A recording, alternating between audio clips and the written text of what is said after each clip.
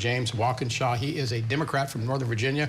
Congressman, several issues on the table here. I'll let you take your pick. Dealer's choice, War Powers Act, a possible confrontation with Russia, and the president saying he will run Venezuela. Which one concerns you the most?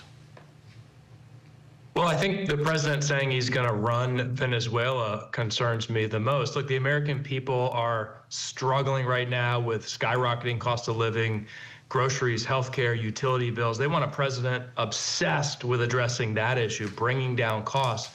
We have a president obsessed with Venezuelan oil and these increasingly erratic global escapades that I think risk getting us bogged down.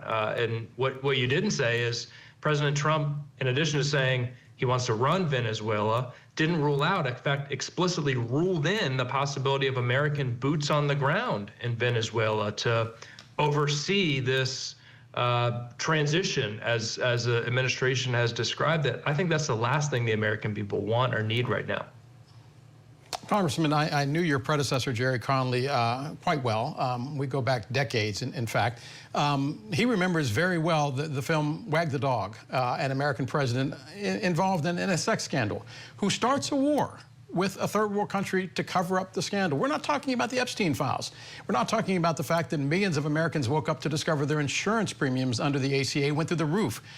Does Congress have a plan to deal with it, and what is the status of that discharge petition, and do you think that all of this somehow is linked in something, in a piece of fiction that only Hollywood could come up with? Well, you're absolutely right, Del, and look, it's not even just fiction.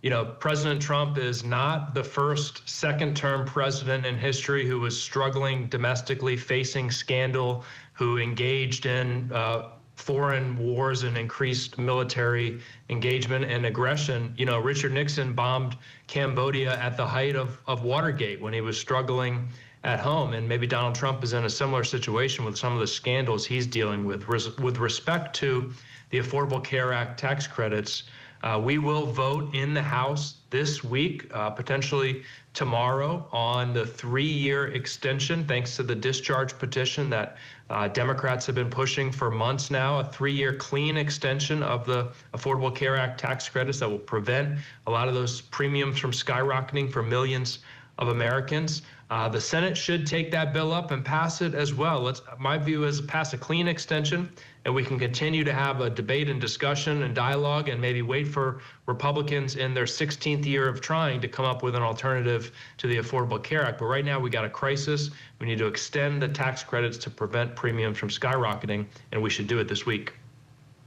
Congressman, absent that, is there any appetite on Capitol Hill right now for a second government shutdown after the first one extended more than 40 days and cost a lot of your constituents a lot of pain and agony because most of the people that live where you live work for the federal government?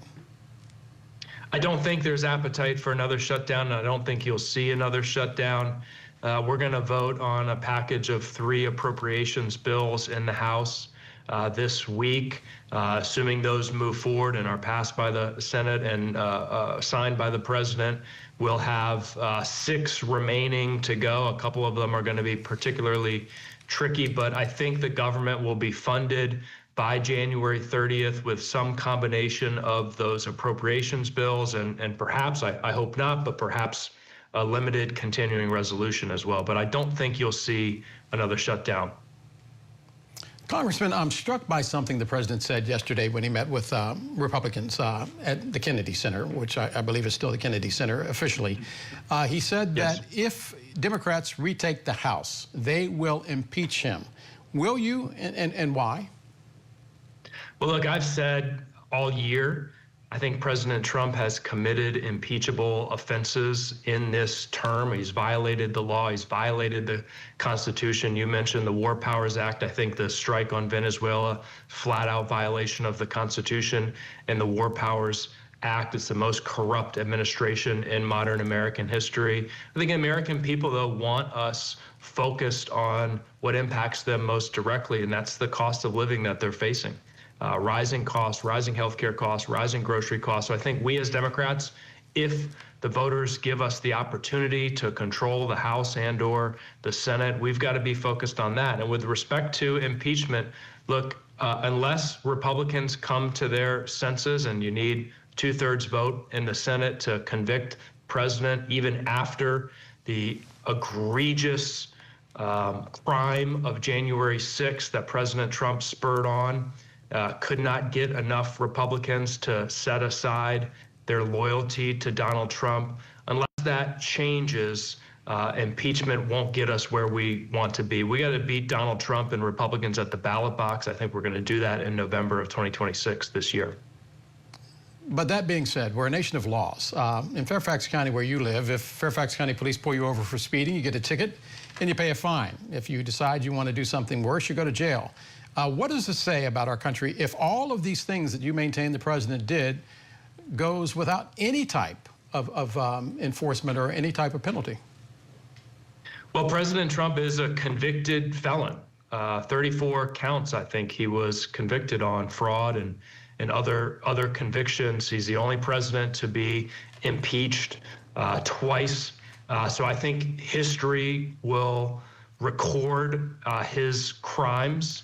Unfortunately, the impeachment mechanism in the Constitution is a very, very high bar. And to date, the politics of the Republican Party have been such that there just isn't a path to get to 67 votes in the Senate, I think, no matter what Donald Trump does. So it's deeply, deeply concerning. And even connected to that is the Supreme Court's ruling granting presidential immunity for criminal acts that a president like Donald Trump might engage in. There is no question that the Trump era has seen a degradation of the rule of law in this country. I hope we get back to a day when we have two major political parties both willing to stand up for the rule of law, but today we have one, the Democratic Party. Virginia Congressman James Walkinshaw, and just in case Fairfax County police are listening, I was not speeding. Congressman, thanks for being with us. Thank you, Del.